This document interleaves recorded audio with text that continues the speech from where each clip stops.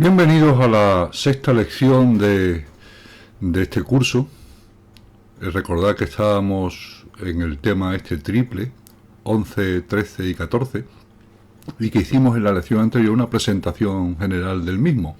Y estuvimos hablando del empirismo como movimiento filosófico, contrapuesto en gran medida, no en todas, decíamos, al racionalismo de Descartes, y que llega a lo largo del 17 y el 18 a un filósofo muy importante para entender a Kant, que es David Hume.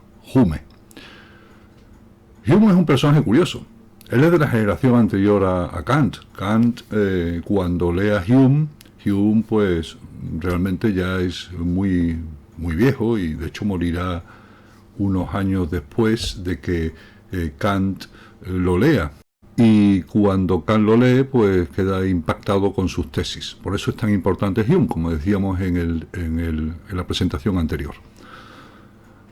Él, como filósofo, hay algunas anécdotas muy simpáticas. Por ejemplo, estuvo obsesionado, sobre todo en la primera parte de su vida, por ser reconocido. Él escribe muy pronto su primer libro, con 26 años, el Tratado de la Naturaleza Humana, y no tiene ninguna repercusión, hasta el punto de que se enfada tanto que escribe una reseña anónima del libro, la escribió él mismo, hablando de él mismo, en el tono: fíjense, este filósofo, qué libro más bueno ha escrito. Tampoco tuvo ningún éxito la reseña, por supuesto. Hemos elegido en el tema de Hume, el tema 11, hemos elegido solo unos cuantos epígrafes, como decía, los que tienen que ver con el problema del conocimiento. Recuérdese, como lo dijimos en la presentación anterior, que para Hume solo hay dos elementos en el conocimiento. Fijémonos aquí que son las impresiones y las ideas. Impresión significa que eso que hay fuera, eso que llamamos mundo exterior, impacta en los sentidos de un modo parecido a como un tampón pone un sello en un papel. Son impresiones brutas. Y las ideas no son otra cosa que esas mismas impresiones, faltas de fuerza o desvaídas. Por tanto, lo primero que hay que tener en cuenta es que la jerarquía entre conocimiento sensible y conocimiento mediante ideas o inteligible, por utilizar la terminología de Platón, se recordará, en Hume está claramente inclinada hacia el conocimiento sensible. Una impresión tiene siempre más verdad que una idea, siempre. En segundo lugar, punto 1. Todo conocimiento depende de la experiencia. Depende es un verbo que no significa deriva, porque es evidente que todo nuestro conocimiento no deriva de la experiencia. Dirá Hume que hay conocimiento basado en asociar ideas.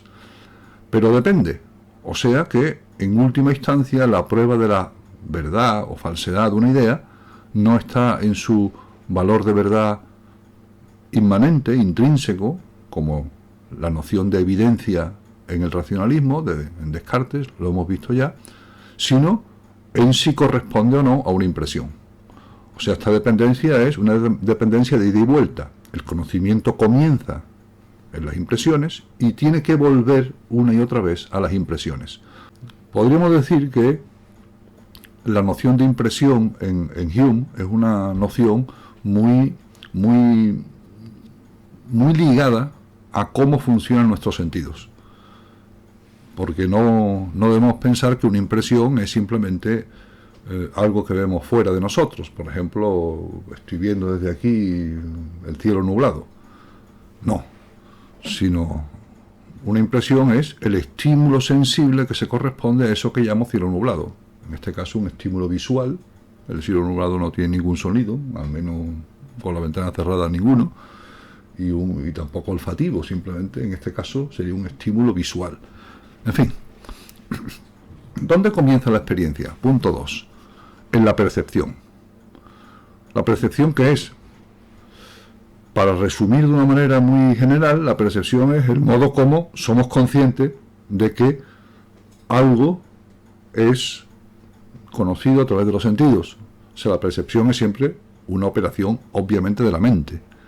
Hay que distinguir siempre entre sensación que es la estimulación de los sentidos, y la percepción, que es la conciencia de esa estimulación. A ver, repito algo que he dicho en la presentación anterior. No sabemos lo que el ojo ve, no sabemos lo que oye el oído. Somos conscientes de que el ojo ve y de que el oído oye, y ese ser consciente ya le da una determinada forma a esa impresión sensible. De hecho, hay un ejemplo muy simpático. Normalmente se suele poner sobre la relación entre significante y significado en la teoría lingüística, que es los innumerables nombres de la nieve en el Ártico. ¿Por qué? Pues porque para nosotros la nieve es solo nieve, pero para gente que vive en un mundo donde solo hay nieve, la nieve tiene infinidad de nombres, porque hay muchos tipos de nieve. Esto significa que la percepción de la nieve, diríamos en el esquimal, no siendo la impresión distinta a la nuestra, es mucho más rica que en nosotros. ¿Por qué? Pues porque ve más. O otro ejemplo también un poco así simple, pero que se entiende muy bien. Nuestro ojo pues ve colores, pero percibimos muchos menos matices en esa impresión de los colores, esas impresiones de los colores, que un pintor. Un pintor acostumbrado a ver el color de un modo relacionado con su actividad artística, ve más matices, ve más colores, podríamos decir, que nosotros. La impresión será la misma, pero la percepción varía. Así que percepción implica siempre un ser consciente de aquello que tiene su origen, como dice Hume, en una impresión sensible. Así que para Hume solo hay dos tipos de percepciones. Las impresiones, ser consciente de las mismas, estoy viendo el color rojo, y las ideas, el color rojo asociado a un objeto, el color rojo asociado a otros colores rojos, el color rojo asociado... Pero en todo caso, cuando una impresión se produce, se transforma inmediatamente en idea. Esto hay que tenerlo también claro, puesto que realmente pensar, conocer, es siempre una actividad que tiene que ver con las ideas. En esta diapositiva vemos los dos tipos de impresiones sensibles, siempre sensibles, que Hume determina. Las primeras son obvias. Los sentidos externos nos proporcionan impresiones de sensación, de pura sensación. Tenemos 5 sentidos y otros animales tienen más sentidos o menos, por tanto sus estímulos sensitivos serán distintos, pero en nuestro caso son esos datos en bruto, puramente digamos, indefinidos, aún sin forma, que nos proporcionan los sentidos que tenemos. Y luego están las percepciones de reflexión. Las percepciones de reflexión, por tanto, son la conciencia de nuestros distintos estados de ánimo. Eso también son impresiones. Por tanto, tendríamos unas impresiones, diríamos, ad extra, hacia afuera, de lo que nos viene de fuera, y otras percepciones ad intra, o sea, hacia dentro de nosotros mismos. ¿Qué son las ideas? Simples derivados o copias, o, si se quiere, facsímiles, en el sentido de una fotocopia, de las percepciones. Cuando una idea está muy alejada de la percepción, es una idea vaga. Cuando está muy cerca de la percepción, es una idea mucho más viva, mucho más fuerte. Eso nos hace pensar inmediatamente en el criterio de verdad del racionalismo, donde lo claro y distinto, las ideas claras y distintas, son las ideas evidentes, son todas innatas y son, por definición, desde la primera regla del método de Descartes, la regla de la verdad, el criterio de verdad. En el caso de Hume, esa claridad no se halla porque la mente descubra que una idea es absolutamente indudable, bla, bla, bla, bla. Ya lo vimos en presentaciones anteriores. Sino una idea es verdadera si la impresión a la que se corresponde está muy viva en ella. ¿Eso qué significa? Significa que siempre será más verdad la impresión viva del color rojo ante algo rojo que el color rojo como concepto o como algo que al cabo de un cierto tiempo recordamos que vimos. Por supuesto, no hay ideas innatas. Todo conocimiento proviene de la experiencia sensible, proviene de esos dos tipos de percepciones, por lo tanto, nada es innato en nosotros. ¿Cómo se vinculan las ideas entre sí? Mediante leyes. Hume lo llama mecanismos. Son mecanismos puramente psicológicos. Son comunes a todos los seres humanos, pero no van más allá de nuestra, digamos, de las particularidades de nuestra especie. Es decir, tampoco son facultades que se puedan sacar del modo comunamente funciona. Para entendernos, no es como el concepto de razón en el racionalismo, que es independiente, por decirlo así, de las mentes racionales. ¿Esos mecanismos cuáles son? Hay que fijarse en la palabra memoria, la palabra imaginación y, la palabra imaginación y el hecho de que una y otra capacidades de la mente sean capaces de asociar ideas de un determinado modo. ¿Qué función tiene la memoria en Hume? La misma función que atribuimos normalmente a un disco duro, es decir, el almacén de ideas. Esta noción de memoria en Hume está demasiado simplificada a efecto de la explicación, porque en realidad la memoria es también dinámica. Nos habremos fijado más de una vez cuando recordamos algo que según el tiempo en el que lo recordemos, según el tiempo que haya pasado, ese recuerdo varía. A veces un recuerdo que no varía, pero en muchas otras ocasiones sí varía. Y no es que estemos tuneando la memoria, es que la memoria es así, es dinámica. No hemos hablado todavía de la imaginación como una facultad combinatoria de ideas. ¿Cómo combinamos las ideas? ¿De cualquier modo? No. Esas leyes de la imaginación son leyes constantes. No garantizan que nuestro conocimiento sea cierto, pero sí que se combina de un determinado modo. De nuevo, que el conocimiento sea objetivo, cierto, verdadero, digámoslo así, eso siempre deriva de la posibilidad de retrotraer ese conocimiento, eso que afirmamos, a la experiencia sensible. Esto en Hume es siempre así. ¿Cuántas leyes hay? Pues 3. La ley de semejanza, una imagen, decimos que se corresponde a un objeto cuando se le asemeja. La ley de contigüidad, 2 impresiones, 2 percepciones que van juntas, suelen ser percibidas como un conjunto. Y la ley de causalidad, no hay que confundirlo con casualidad, causalidad, que establece una relación temporal entre 2 percepciones que se dan en el tiempo, claro, una antecedente y otra consecuente. Según la primera, pues tendemos a llamar rojo, algo rojo, a todo lo que es rojo. Los matices del rojo son infinitos, pero todas las cosas rojas son rojas. Las vacas, por volver a poner un ejemplo que hemos puesto en alguna otra ocasión, pues son todas distintas, pero todas son vacas. Lo que hace un concepto con la diversidad sensible es establecer o hacer actuar la ley de semejanza.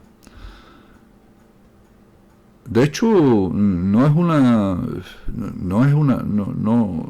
solo una idea filosófica, es una de las bases, por ejemplo, de la inteligencia artificial aplicada al reconocimiento, por ejemplo, facial o de imágenes diversas. En muchas ocasiones pues, se cometen fallos enormes, ¿no? Yo me acuerdo de las noticias que surgieron cuando Google empezó a implementar el reconocimiento de imágenes automático, masivo. Claro, pues ahí aparecían caracterizados como tal cosa, pues cosas no tienen nada que ver. Una de las cosas más comentadas fue que el campo de concentración de Auschwitz, que se puede visitar, está en Polonia, aparecía como centro deportivo. Por la semejanza, claro, una semejanza, unos muros ahí, unas cosas. El algoritmo de Google, pues ahí lo identificaba como centro deportivo y tan panchos. Es difícil, en muchos casos, establecer una semejanza automática, porque la capacidad para establecer correspondencia o analogía de nuestra mente es infinita. Pero es cierto que, volviendo a lo que decíamos antes, todas las vacas, en tanto vacas, son vacas, se parecen como vacas, aunque todas sean distintas. La ley de contigüidad, en cambio, establece una correspondencia entre el todo y la parte, entre el hecho y un conjunto de hechos. La contigüidad, por ejemplo, hace que percibamos el conjunto de algo como un conjunto.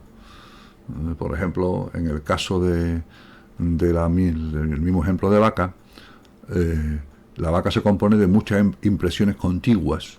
Estamos percibiendo una determinada vaca, son impresiones de varios tipos, pero no solo, sino porque además, como la asociamos a un determinado contexto, al final ese contexto es también parte de nuestra idea de vaca, bla, bla, bla, bla, bla. Por ejemplo, el contexto de la pradera donde la vaca pasta, o la propia la propia constitución visual de la vaca, que puede ser dividida en partes, rabo, cuernos, hocico, pezuñas. Por tanto, cada uno de esos elementos, a su vez, por contigüidad, será asociado a otras cosas similares, según también la ley de semejanza, en fin. Y luego está la ley de causalidad, quizá la más importante, porque veremos que tendrá unas repercusiones enormes en las tesis finales de Hume, sus tesis escépticas. Y es que la causalidad para nosotros es incondicional, claro. Es decir, entendemos que explicar, esto viene de Aristóteles, recuerde el alumno que ya lo tratamos cuando hablamos de Aristóteles, que explicar algo es básicamente ir a la causa. Y de hecho, entendemos gran parte de eso que llamamos conocimiento científico o conocimiento general, como un establecimiento objetivo, adecuado, verdadero, de la causa de algo. Si entendemos qué causa algo, entendemos ese algo de una manera infinitamente más profunda que si no nos preguntamos por la causa. Es más, de hecho, preguntamos por la causa, es lo primero. Lo primero, desde luego, es, recuérdese aquella serie del médico House, lo primero es el diagnóstico, es decir, ¿cuál es la causa de la enfermedad de este paciente que tiene estas cosas tan raras? Si no voy a la causa, no puedo aplicar el tratamiento, sencillamente porque no sé qué tiene. Por tanto, la ley de causalidad no es cualquier ley, no es cualquier asociación. Marca desde los tiempos más remotos del pensamiento filosófico nuestra concepción de la objetividad del conocimiento respecto al mundo exterior. Establecer causas verdaderas, no cualquier causa, claro, es un requisito que cabe exigir al pensamiento científico en primer lugar. Sería lo primero. Lo que pasa es que en Hume estas leyes son de la imaginación, o sea, no tienen ninguna validez objetiva, o sea, afectan a lo que él llama el sujeto de conocimiento, pero no al objeto de conocimiento. El objeto es siempre una X. De hecho, Hume emplea una palabra que Kant retomará, que es la palabra fenómeno. Es decir, eso que hay fuera es fenómeno, es decir, algo que se da, algo que ocurre, aparece, pero no sabemos por qué aparece. Ni siquiera sabemos cuál sería su verdadera condición. Simplemente tenemos esa información puramente sensible en su origen y una serie de hábitos, nótese la expresión de Hume, hábitos cognitivos. ¿Un hábito qué es? Un hábito es la repetición mecánica de algo. Si logramos tener hábitos saludables, pues tenemos mejor salud, por ejemplo, pero si no tenemos hábitos adecuados, a la hora, por ejemplo, de aprender a tocar el violín, pues no tocaremos el violín. ¿Por qué? Porque nuestros hábitos no serán virtuosos, de ese es un empleo de la palabra virtuoso muy adecuada a lo que significa virtud, que es la acción correcta respecto a algo, sino que tendremos serán vicios. Si adquieres vicios musculares, vicios de, digamos, de digitación, pues no tocarás el violín bien en tu vida. Tienes que adquirir hábitos virtuosos que te permitan tocar el violín adecuadamente. Cuando adquirimos esos hábitos, decimos que uno sabe tocar el violín. El saber en este caso está muy claramente relacionado a la adquisición de hábitos. Hábitos y costumbres son palabras muy similares. Hay hábitos personales, hábitos colectivos, hay hábitos que afectan solo a aquello que, a una cosa muy concreta que queremos conseguir, por ejemplo, tocar el violín, y hay hábitos que son de tipo mucho más general, pues cuando hablamos, por ejemplo, hábitos de vida. De hecho, la vieja distinción, muy clásica, entre virtud y vicio, tiene que ver con la adquisición o no de hábitos. Como decíamos antes, a la hora del ejemplo del tocar el violín, por lo que toca la propia vida, nuestra forma de vida habitual condiciona obviamente la vida que llevamos. Mientras que si esos hábitos de vida no son correctos, no nos conducen a, digamos, a un bienestar, a la felicidad, como decía Aristóteles, pues habrá que desecharlo. Esto además es lo primero que suelen decir los psicólogos cuando empiezan a tratar a alguien, ¿no? Que para cambiar un determinado estado de ánimo, lo primero es cambiar los hábitos. O cuando uno se desengancha de adicciones como al tabaco, ¿no? Tienes que cambiar de hábitos, no tomes ya café, toma otra cosa, no hagas lo que hacías cuando fumabas, haz otra cosa. En fin, si son hábitos, significa que no tienen ninguna validez objetiva. Los hábitos de conocimiento nos proporcionan conocimiento, es verdad, pero sin que podamos pretender que estamos conociendo de verdad, absolutamente de verdad, la realidad externa a nosotros. Ahí, para entender a Hume, es importante atender a los dos tipos de conocimiento que él determina. El primero es ese, conocimiento basados en relaciones de ideas, y el segundo, lo vamos a ver, los que tienen que ver con los hechos. Por lo que toca a las relaciones, la combinación de ideas se rige, es verdad, por las leyes de la lógica matemática, si queréis. Esos conocimientos son formales y no tienen contenido empírico alguno, dice Hume. Esto ya lo sabía Platón. Recordad que en Platón la insistencia en la separación entre ideas, entre el mundo sensible y el mundo inteligible, entre el mundo de las ideas y el de las cosas, era una diferencia ontológica. Es decir, no pertenece a la misma realidad. El propio Platón se da cuenta que, claro, que una idea no se corresponde, no tiene un contenido sensible de ningún tipo. Es puramente, hoy diríamos, no utilizamos el lenguaje de Platón, evidentemente, que las ideas de ese tipo, las ideas lógicas y matemáticas, son puramente formales. ¿Qué significa formales? Literalmente, si son forma, sin contenido. No, ¿qué tipo de contenido no tienen? O sea, ¿qué contenido les falta? El contenido sensible, o empírico, si queréis. ¿Cuál es su fundamento último? Un fundamento puramente formal, que es el principio de no contradicción. Esta es la noción de verdad como coherencia. ¿Qué significa verdad como coherencia? Coherencia con el principio de no contradicción. Por ejemplo, es incoherente que pueda llover y no llover a la vez. Y es coherente que llueva o que no llueva. La coherencia y la incoherencia de una proposición tiene que ver más con este principio lógico, el principio de no contradicción, que con la realidad física misma, porque la realidad física misma siempre será una X. Es decir, que yo diga que llueva, si llueve, tiene como dos aspectos. Por una parte, la ausencia de contradicción interna. ¿Por qué? Pues porque afirmo que llueve, o afirmo que no llueve, pero no afirmo esas dos cosas a la vez. Eso sería falso, porque rompería el principio de una contradicción. Pero por otra parte está la referencia. La referencia hacia afuera no tiene nada que ver con la afirmación, nada. Es decir, la referimos porque establecemos una relación con el hecho que está afuera, que llueve. Pero en realidad esa relación es completamente distinta a la corrección lógica de la afirmación. Para no confundir al quien me esté escuchando, al alumno que me esté escuchando, relativamente fácil de entender si vamos a la siguiente diapositiva y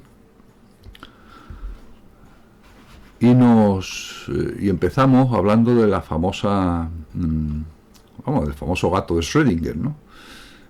Si metemos a un gato, esto es muy famoso y seguro que más de un alumno lo conoce, si metemos a un gato en una caja y la cerramos, surge la siguiente pregunta: ¿el gato está muerto o está vivo? Dice, hombre, está muerto, está vivo, no puede aguantar. Dice, ¿cómo lo sabes? No puedes abrir la caja, ¿está muerto o está vivo?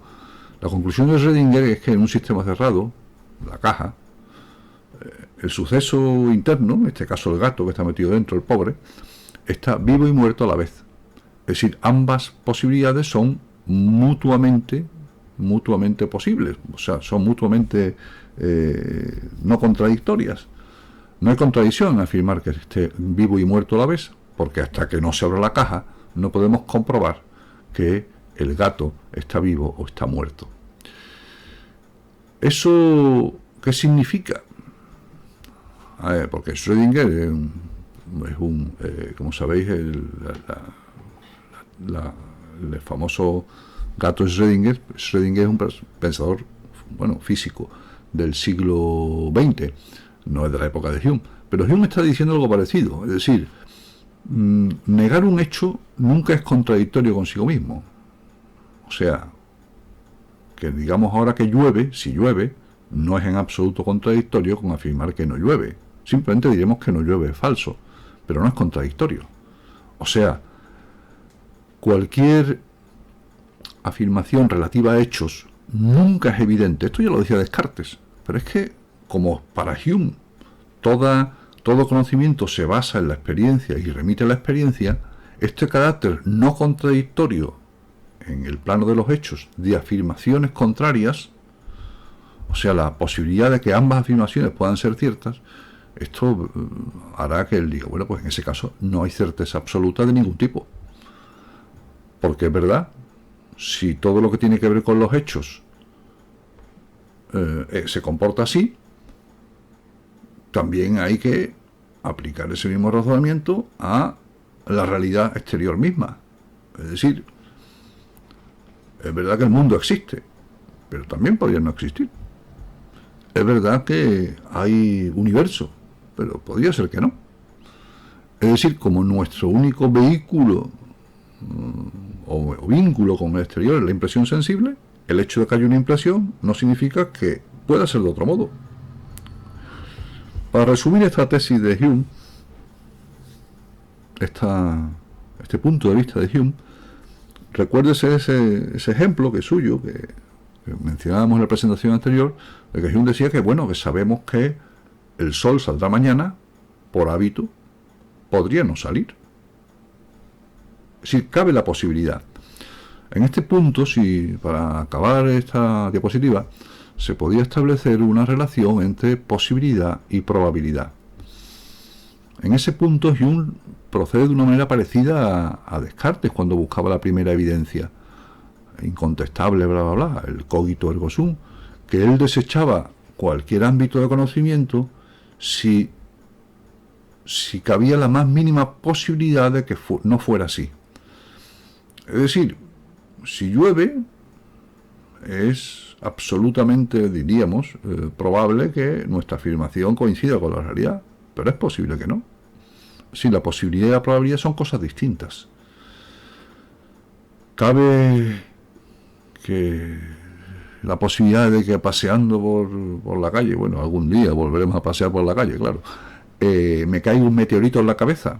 Sí, es probable, perdón, es posible, podría caerme un meteorito en la cabeza, aunque no es muy probable.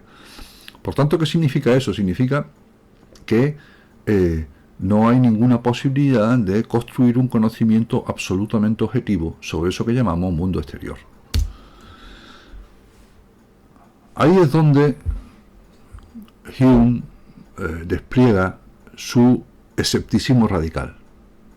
Si eso es así, todas las pretensiones de la ciencia del siglo anterior, que es donde se constituye la grande ciencia de la naturaleza hasta hoy, ¿no? Por ejemplo, el siglo XVII es el gran siglo de la física.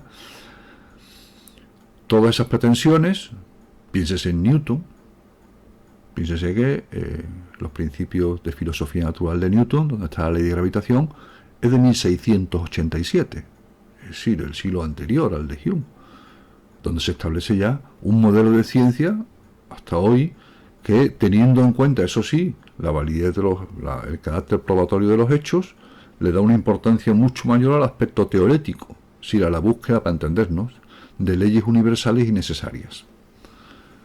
Pues Hume dice que eso es una ilusión. Como a toda idea, punto 1, le tiene que corresponder una impresión, o sea, un hecho. Si no hallamos esa impresión a la que se corresponde esa idea, esta es una simple idea vacía, o si se quiere, formal, ficticia, no en el sentido de que sea falsa, sino en el sentido de que su verdad es interna, su verdad es puramente psicológica, de las leyes que rigen la asociación de nuestras ideas. Por tanto, el criterio de verdad, el único al que podemos aspirar, es el de correspondencia. Es un término que ya se daba en la filosofía medieval. De hecho, la correspondencia entre las ideas y el intelecto es una prueba, perdón, entre las ideas y las cosas es una prueba de verdad que además tiene su larga trayectoria. Precisamente, podríamos decir que el primero que lo plantea, y lo plantea, digamos, en el otro extremo de Hume, fue Parménides. Como las ideas y las cosas se tienen que corresponder, encuentro que mis ideas de las cosas no son razón, porque son y no son, porque pasan del ser a la nada enseguida, las cosas desaparecen, bla, bla, bla, bla. Como lo mismo tiene que ser el pensar y el ser, recuerdes a Parménides, pues entonces todo lo que cambia no es. Ese era el razonamiento de Parménides, en las antípodas de Hume. Para Hume es al contrario, es decir, si algo es verdadero es porque se corresponde a una impresión. Una idea verdadera es porque se corresponde inmediatamente a una impresión determinada. ¿Qué ocurre? Pues que esos esquemas esenciales para que haya eso que llamamos conocimiento científico del mundo físico, pues no se corresponden a ninguna impresión. Ni la causa ni la conexión necesaria, dice Hume, se corresponden a ninguna impresión. Es verdad. Es decir, cuando establecemos una relación de causa y efecto, establecemos una relación temporal entre algo que ocurre en el tiempo A y algo que ocurre en el tiempo B. La conexión no la vemos. Si la viéramos, la causa estaría muy clara en nuestro conocimiento del mundo exterior. Y de hecho no es así, hay que buscarla. Es decir, la impresión de la causa no existe por ninguna parte. Solo percibimos eso que llamamos, lo que llama Hume, hechos, que son impactos en nuestro sentido de algo. Pero la asociación no. Y la conexión necesaria entre algo y algo pasa lo mismo. Es decir, una vez establecida la relación de causa, decimos que una relación de causa y efecto se convierte en ley cuando esa conexión es necesaria. Es decir, no es, diríamos, contingente. Para entendernos, Cuando hacemos un razonamiento puramente estadístico sobre algo, estamos haciendo una relación de causa y efecto contingente, variable, de una aproximación a la verdad siempre discutible o siempre perfectible, pero cuando afirmamos la conexión necesaria, estamos hablando de otra cosa muy distinta, que es la ley física. Es decir, la naturaleza se comporta, el universo se comporta así, sí o sí. Estas leyes, que ya en el siglo XVII empiezan a ser halladas, la primera gran ley que afecta a eso que llamamos universo, es decir, a toda la realidad exterior, es la ley de gravitación de Newton. Pues ese tipo de conexión necesaria pues también es una ilusión, es un hábito. Y ahí nos quedamos. Buenas tardes y buena suerte.